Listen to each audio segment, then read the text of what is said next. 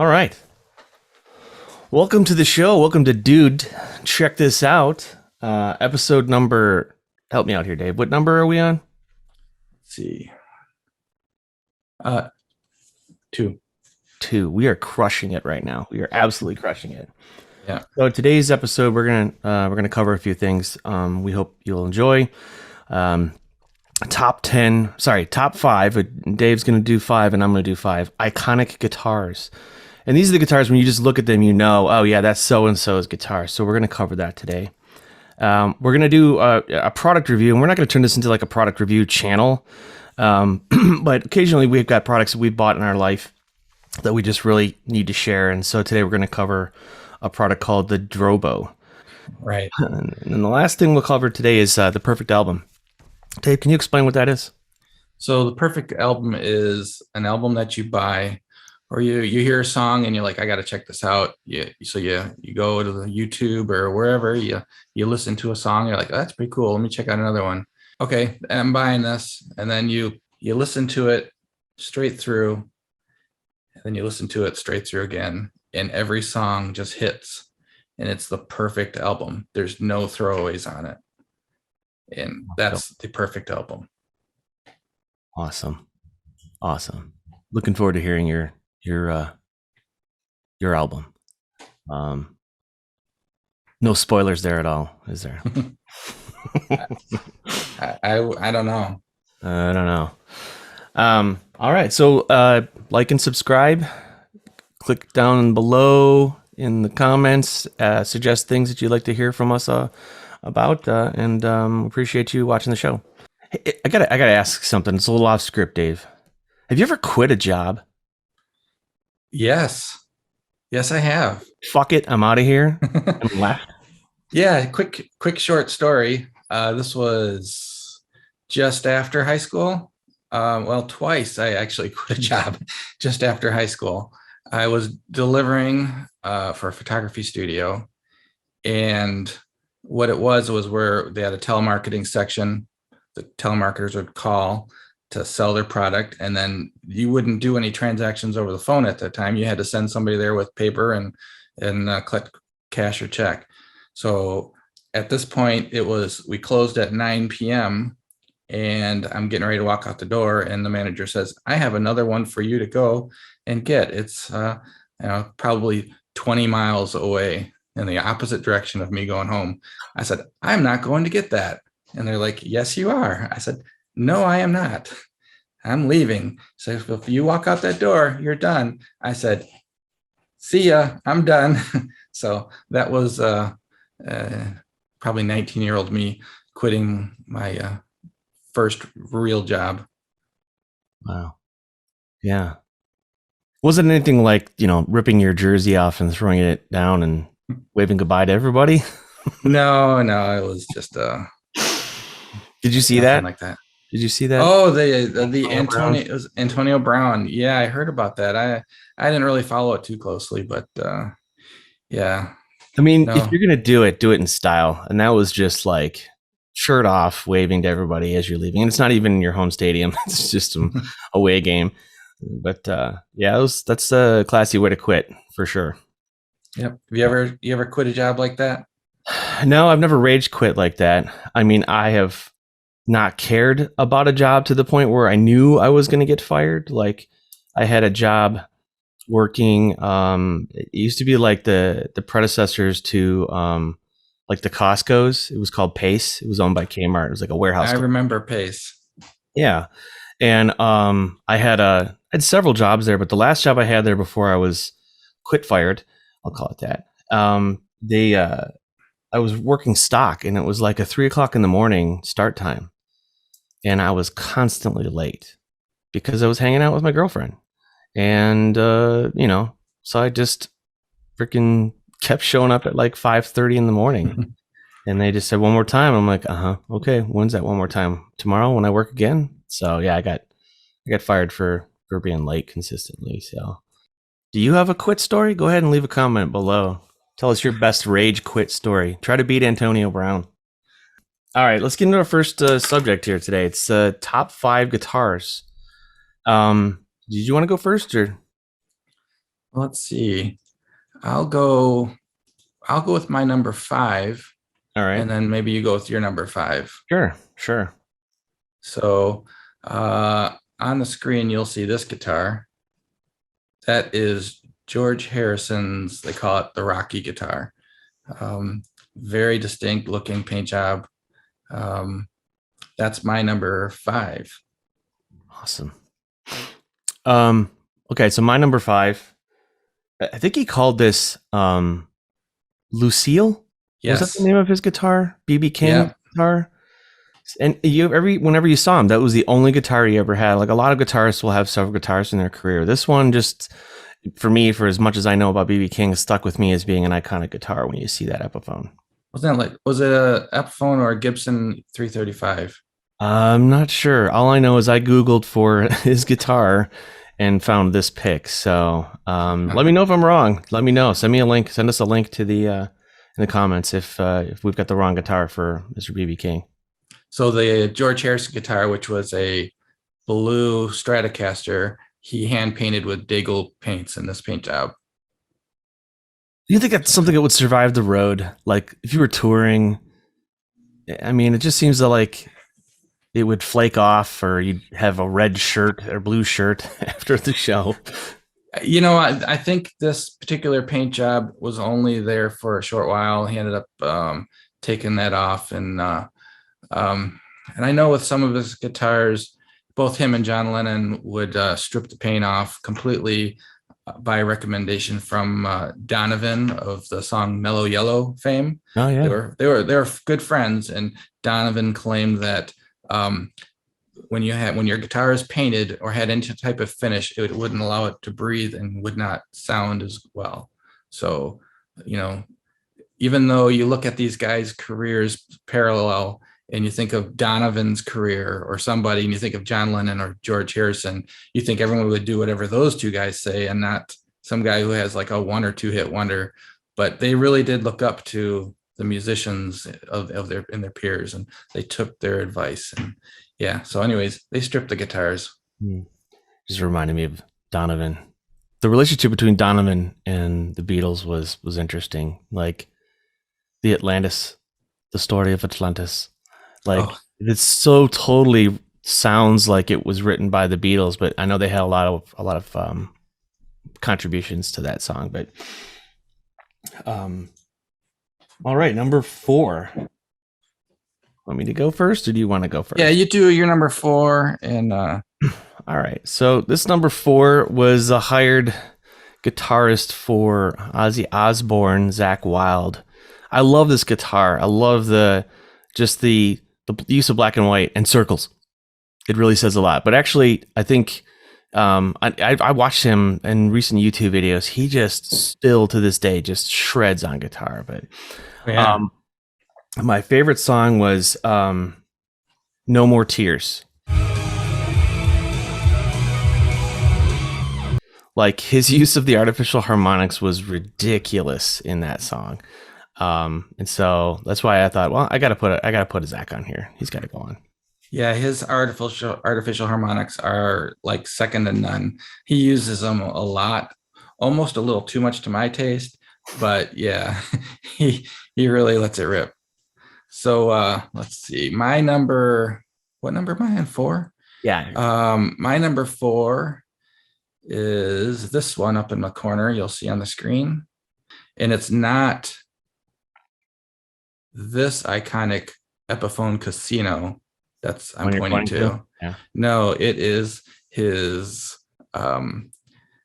Rickenbacker 325 black with a white pickguard. This is what you'll see in a lot of the early Beatles. And yeah, I don't know anybody else that had that particular paint scheme. I'd love to have one, but yep, that's my number four. four, right? You want to go with your number three then? It's My kind of number weird. three. It's kind Yeah. of weird. We've got two guitarists here from the same.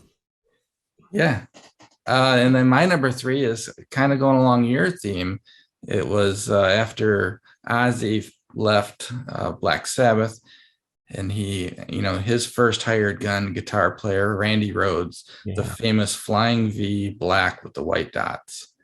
I just see that, and there's a couple Randy Rhoads guitars. His I think it was a cream colored Les Paul, and then he had that shark fin style V, like a modified V. Yeah. But the black with the white dots, you see him on the cover of the Randy Rhoads tribute album, Ozzy, the famous picture of him holding Randy Rhoads up in the air while he's playing his guitar, and that's that Flying V. That's my number 3. Nice. How about your 3? Number 3 for me is and you've got one of these, don't you? You've got a Gretsch, right? Had. You had a Gretsch? Yeah. And I did have a couple Gretches in the day, and they just got an iconic hollow body sound if you get the hollow body ones. And I think Brian and Setzer is just an amazing guitarist. I've watched a few of his tutorials. No way in hell I'd ever be able to play at his level. He's got this weird like ability to tuck his pick and then pluck if he needs to, and then bring the pick back and start strumming. And he's a phenomenal guitarist. And so I think of this guitar, I mean, from the Stray Cat Strut days, right? The big orange guitar that nobody at that time besides him was playing. Everyone was playing these like heavy metal guitars or like the Fenders, and he was playing this big ass. And they're big. They're not really easy on stage. Right. I've played them a few times. He kind of constrains you, except for him. He runs around, goes crazy, so he must be pretty fit to do that. But yeah, so that's my guitar number 3. Yeah, I had the purple Brian Setzer signature series Gretsch. I can't remember the model number, but yeah, that one almost could be a subject of one of these upcoming segments of ones that got away. But yeah, love that. Didn't he have like a dice as the volume knob or something like that? I'd have to look into that or something like that. But yeah, the one that you have on screen, we'll have to. It's got stickers on it. Yeah. Just sometimes I think those stickers are to cover up holes in the wood. So but yeah, I love those guitars. They got an amazing sound, and he does it justice. So what's your number 3? Well, 3 was that was 3. Now it's 2. You're number 2, because we're kind of doing the back and forth. All right, so my number 2, I know he's had a lot of guitars in his career, but this guitar, it just reminds me of like Born in the USA. Like that is when I see the Telecaster in this color, I think of Bruce Springsteen. Yeah, it's an iconic one, right? That. Yeah. Oh yeah. As soon as you see that, you see the Born in the USA. Just Bruce Springsteen's butt on the cover. Yeah. We got to put that up.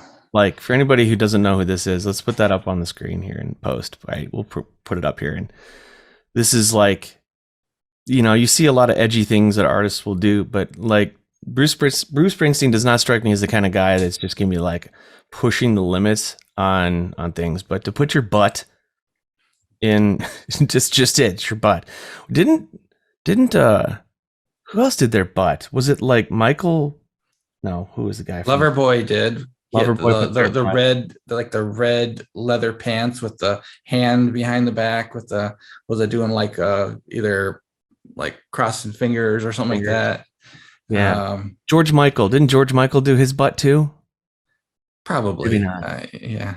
Maybe that was just his videos. Yeah. All right. So yeah, that's my number 2, Bruce Springsteen's. My number 2 is not actually a 6-string guitar, but a bass guitar.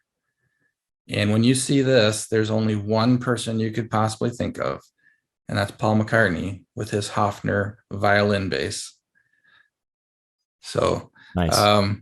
I think the reason why he had chosen that is when Stu Sutcliffe left the band suddenly, the Beatles, they had nobody play bass, and they kind of all did like the not it, and Paul was left with his finger off his nose, and he chose to play bass. And being left-handed, he didn't have a whole lot of choices, and the violin bass being symmetrical, it didn't look, different flipping it upside down. So I think that's the reason. That's one of the stories that I heard. Well, the reason why I chose that, but the iconic violin bass, which to my best recollection, he had a few of them, but that very first original one was stolen and it's never been recovered. I'd have Oof. to check. I'll have to check my sources on that to make sure if, but I'm pretty sure that's like one of the most iconic instruments to have been stolen and never recovered. But, All right. and let's see, we're down to Number number one. one. Number one. Go for it, Dave. Number one. What's your number one? Number one needs no intro. But I'll say it anyways. Everyone knows this. It's Eddie Van Halen's Frankenstein. The black, white, red stripes. I don't think anyone on this planet would not know that guitar. They would see that and they would immediately say Eruption. Iconic guitar that he hand painted himself. I don't know the whole story. There's groups that study this guitar, but I believe it started out as a black and then white guitar that he used for the first album. And then after that, he decided to add the red to it. So it kind of evolved over the years. It's amazing. Like we've mentioned this a couple times that like they do their own work on their own guitars. Like they spend so much time with this instrument. Like what happens if it's gone, if it's broken, if it's destroyed or stolen? Yeah. What do you do then? Wow. I mean, luckily for him, he's had an abundance of those. He's had reproductions. He's created multiple versions of that himself, whether it's using Fender parts or Kramer parts, Kramer neck. He did a yellow and black striped one that ultimately ended up in Dimebag Darrell's casket and was buried with him. And yeah, he's had a lot of variations of that, and his son Wolfgang actually used it recording his album for a specific solo. He used the Frankenstein, which is my number one. I got that album. So did I. It's pretty awesome. Yeah, it is. Yeah. We're talking about Wolfgang. We'll put the link in the description, but to Wolfgang's latest release. I know this is probably stretching and going off subject a little bit, but when he joined Van Halen as the bass player, I didn't even didn't even care to see it, didn't watch, didn't listen to anything they did with him. I just thought it was Eddie and letting his son play in the band, just hiding in the background, back in the mix. But man, he is a phenomenal talent, unbelievable. He did the whole album, didn't he? The whole album by himself, drums, I mean, everything. And he's even been used as a studio musician to play drums on other people's albums. So yeah, he's great, unbelievable. If you're going to be the son of Eddie Van Halen, if you're going to do music, you better do it well. Right. Because you're going to be it's going to be an ocean of critics. So. Okay, what's your number one? Well, my number one is, I guess, I mean, if you see this guitar put on the screen, you may or may not know it, but Tom Morello from Rage Against the Machine. He's got a couple different guitars, but this is one that is definitely iconic when I think of this guitar, and just Rage Against the Machine. It's another guitar in the series of ones we've talked about today that have just been modded and corrected. There was a video on YouTube I saw where they did a gear review and they talk about his guitars, and it's like a Frankenstein job. There's different necks from different manufacturers just to get the right sound. And this particular guitar, I think he sent it. No, he didn't send it. He had it made. Someone made it for him, and it still wasn't right. It was a piece of shit. He didn't like the sound of it, but he settled on it, and then he's got a massive pedal board with a really nice effects chain that a lot of people will have been tried to emulate by building out their own signal chain to emulate that sound. But yeah, so this is his guitar.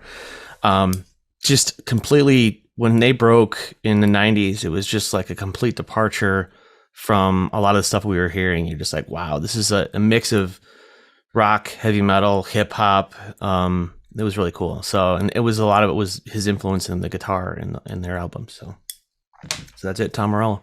Good choice. Have you seen that video that's been floating around with them in a small guitar store just before their first album hit? They're No. all kind of crammed in and they're all playing a song. I'll have to I'll put a little clip of that video up, but yeah, check it out. I'll send you a link.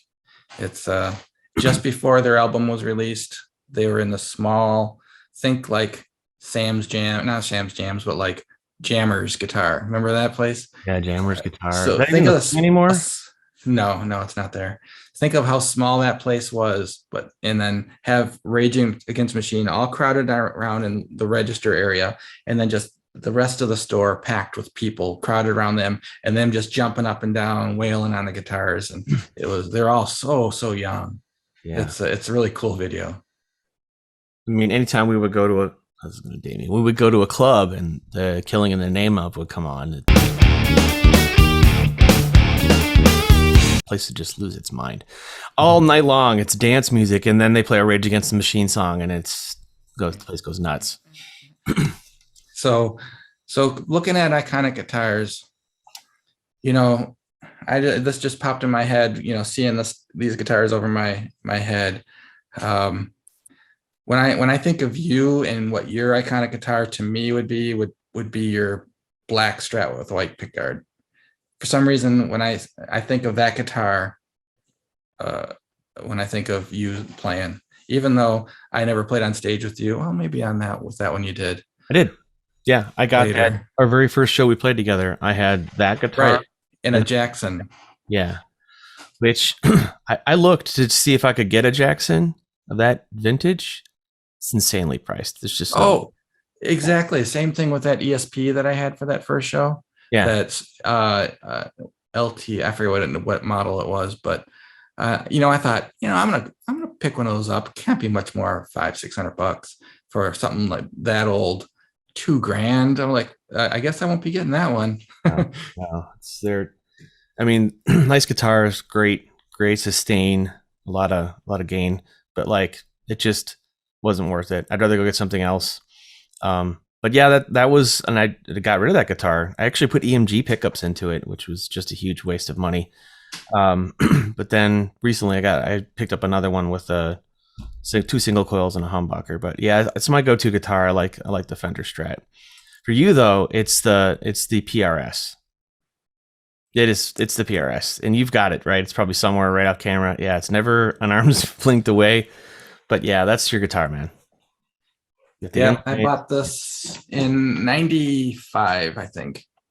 No, it was after we got married. So it was like 90, shortly after 96, I got it. It's a custom 24 with birds. Yeah, this is one I can never get rid of. And what do you got on that, 9s? 10s. I switched all over to 10s on everything. Like all right. The tone from the 10s. Yeah. But that in I guess that one right there. Yeah. That was my first guitar that I played with when we first got together. Was that pre-CVS? That's a 65. I do want to do a project guitar. I've seen this. Someone takes one of those mini Fender. What are they? The Squires.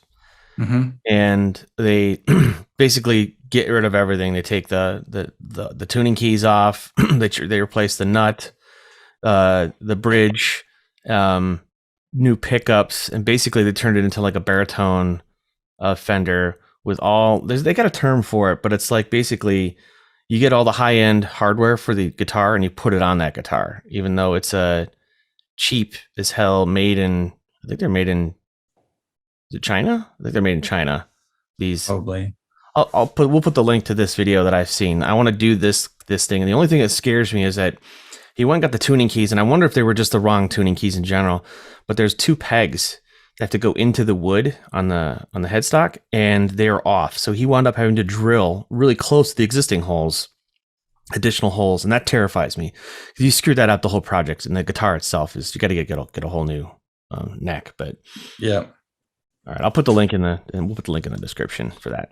Yeah, I saw those minis just the other day. I was watching a video, a guy reviewing them, and I'm like, you know what? I want to get one of those minis, and I'm going to make the George Harrison Rocky and paint it up like that, and have a mini Rocky. There you go. All right, so that's top 5 guitars. The product review. Product review. Should have some echoes in here. So for me, like I said before, we're not going to turn this into like a product review channel. I don't think we are, Dave. If we do, that's fine. I just there's a million product review channels out there. So like, here's the new thing that I got, and you know, I really don't know if we want to do that, but I could be convinced otherwise. So the product I want to talk about is something that I've had for a very long time.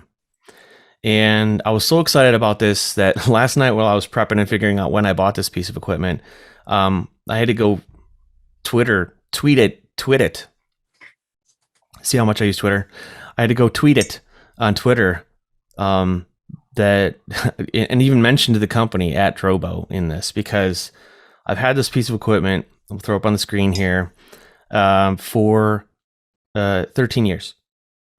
And what it is, you know, if you're doing a lot of digital media recording, you want to have a place off the server or system, protected somewhere by RAID, which is like this like way of, if a drive fails, you've got the data on other drives. I won't get into that today, but basically I needed a small little RAID array that I could store for a period of time. This is obviously well before cloud storage was a thing. So I bought this 4-bay unit, or 4-drive unit. It's got 4 Western Digital greens at 250 gigabytes. They're pretty small, but 250 gigabytes. So it's all total. No, I'm sorry, 500. So all total, it's 2 terabytes of storage. I think it's 1.7 after the protection is put in to take the overhead for protecting against a drive failure. And then the other thing we'll show you is, the other thing I connected it to was this thing called the Drobo share. So then it's on my network in my house. And so all of my devices can access this RAID array. And in the 13 years that I've owned this, and I've had 4 moves, I've moved to 4 different houses in 13 years. Shit, what am I doing with my life? I've only had 1 drive failure. 1. Which is also a testament to Western Digital. Those are amazing drives. The greens will power down. If the device is not being accessed, the drives power down. And I can hear it. When I go to access the drive, I hear the drive spinning up. So I'm saving power. I'm probably saving on the life of this thing. But like the Drobo is just this amazing thing. And it's called Drobo because it's short for Data Robotics, the name of the company that invented this thing. And the drives, you literally just get SATA drives and you plop them in. And there's just this color-coded schema that's on the cover of the unit itself. That tells you when it's ready for you to start using. It's also got a web interface, but yeah, it's been an amazing product. And I'm worried. I'm like that episode in Seinfeld where they're on vapors in this test drive, and they're like, "How far can we go on with hardly any fuel?" And they just kept going and going. I think I'm doing the same thing with this. Is 13 years? Can I make it to 20, or should I go buy another one, or should I just stop doing that altogether and use cloud? Let us know what you think in the comments below on what I should do with this Data Robotics Drobo device.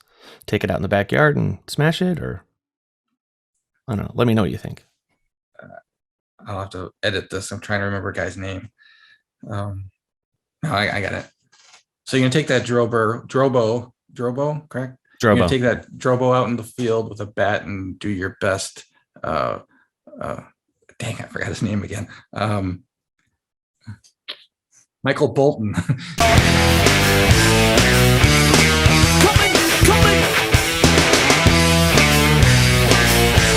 For my friends in the zoo. Coming after you. My friends in the zoo. Feels good to be a gangster. Yeah, I don't know. It's now that I've mentioned it, it's probably going to break. So, but I've been looking for replacements, but it's just never given me a reason to. Best investment. I bought it on Newegg, and I went out to Newegg's website to look for when I bought it, and the order history was so old that I had to go to a special page to find the order. But it was 2009, so yeah, a long time ago. Great when you buy, you make a good investment like that, and it just, really pays for itself over and over and over again. Yeah, definitely, and then saves your ass for like I said, one drive failure in the 13 years. Knock on wood. So, they still sell them. It's not like they don't exist anymore. It's just, they don't have the one I have. Not that I need it, but I definitely will go and get another one of those from Data Robotics if they're still around. And we're not sponsored by Drobo. This episode is not sponsored by anybody. We have no sponsors. If you want to sponsor us, please reach out. Right. Okay. The perfect album.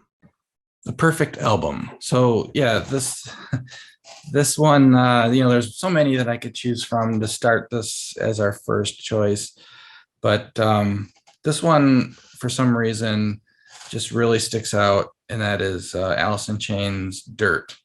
So I think the first song I heard from this was probably "Wood," and it just, it was like an anticipated album because of the popularity of Man in the Box, and that was one of the songs that early songs you learn how to play on the guitar, and just really fun and great song. But waiting for this album, and it finally come out, and put it on, and just mesmerizes, captivates you, just song after song after song. It starts out with hits with "Them Bones." I mean, that almost would like scared you the first time you hear that you put this on. It's like, whoa. And then it just, "Damn That River," "Rain When I Die," "Down in a Hole," which you could just feel, the pain and emotion that Lane Staley was, just a so emotional song. "Sick Man," "Rooster," which I believe Jerry Cantrell wrote about his dad from Vietnam. That was his nickname, or his call was Rooster.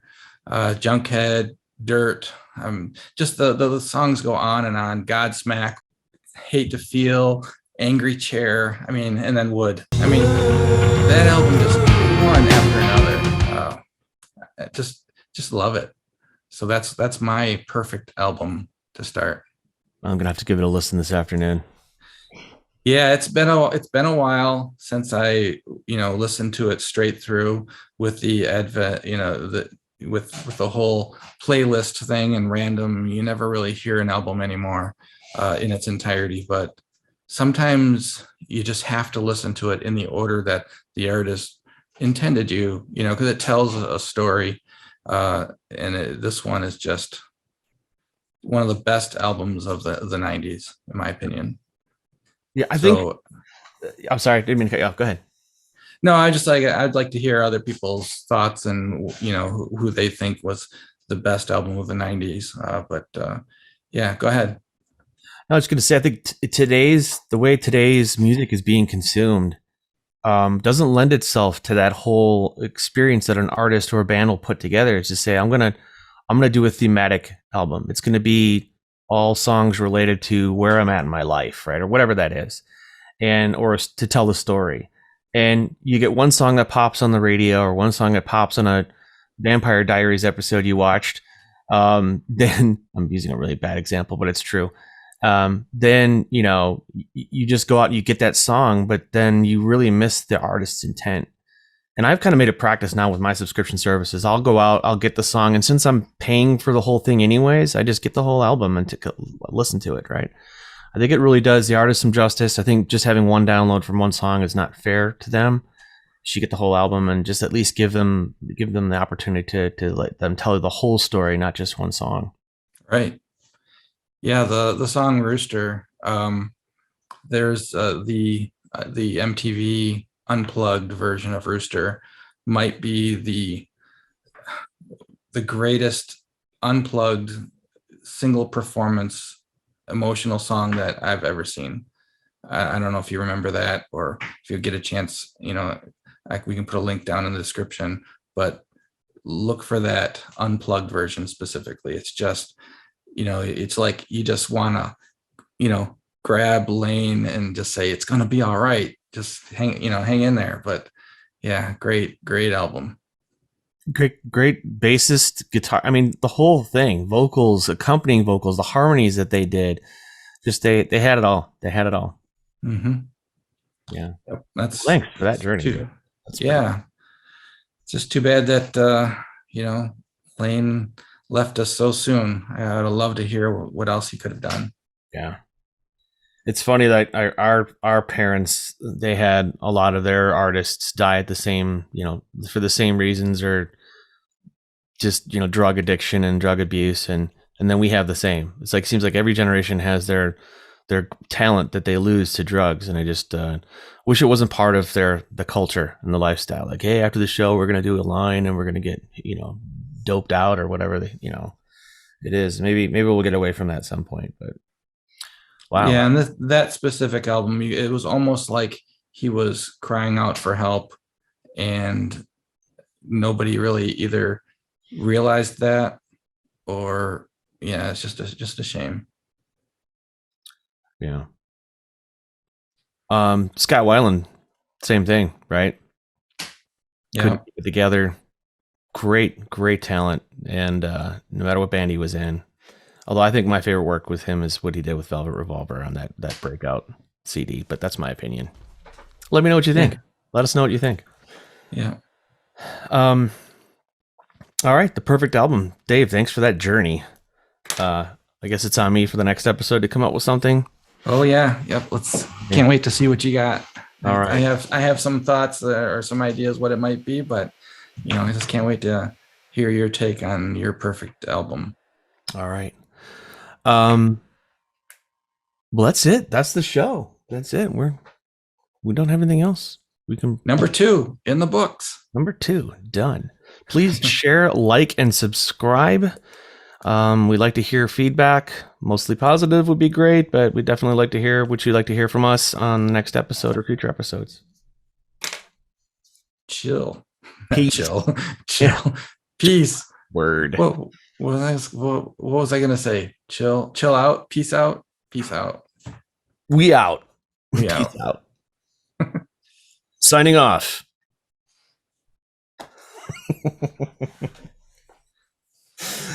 So